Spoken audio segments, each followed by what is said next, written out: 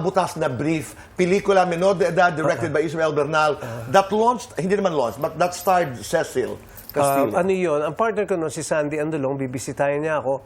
Naliligo ako, mahirap akong tao na isa siyang mayaman na may gusto sa akin. Naliligo ako, dumating siya, tapos hindi ko alam, butas pala yung brief ko, nakita niya ako naliligo. Ako iyang-iya ako kasi syempre, first time ko bang gano'n, ini-makeupan pa yung likod ko, yung gano'n. Oo. Nakakatuwa rin. How was it working with Ismael Bernal? Wow! That's the word, diba? Po. Wow! Ang hirap po. Ang hirap. Pero ang sarap alalahanin that you were able to work with a great Ismael Bernal. Yes, yes. Pero hindi lamang po isa. Dahil magkaibigan tayo, naalala ko, you did a couple of movies. Beautiful Girl, Who's That Guy? Even Rizal. Bahagi ka ng Rizal. Oo, Tama, sa diba? cameo role ako doon. Oo. Okay. Pero yung Beautiful Girl, kay ano naman yun, naging Seiko Jewel kasi ako. Correct. Oo. Kaya, nag-artista din si Marco Sison. Ito lang, because March, pumutok yung balita nga that your grandson, Andre, naalala ko. Si Andre, oo. Oo, got into an accident. He passed on. May isa kang linya doon na hindi ko malilimutan. Na parang sinabi mo, everything happens for a reason, sinasabi nila. Ito, ang dami kong tanong, aantayin ko yung dahilan na yun, kung ano man yun, pero hindi ko talaga maintindihan.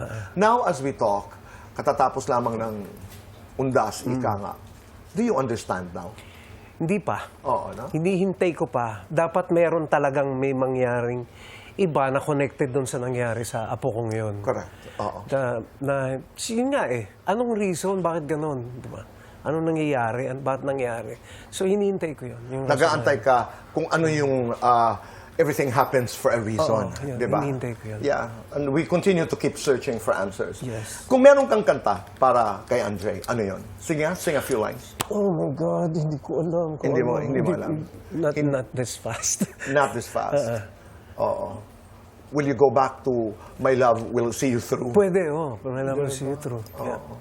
Pwede. How do you take care of that voice? If there is a song about your life, Marco, kung may isang awitin na maglalarawan ng buhay mo ngayon, ano yun?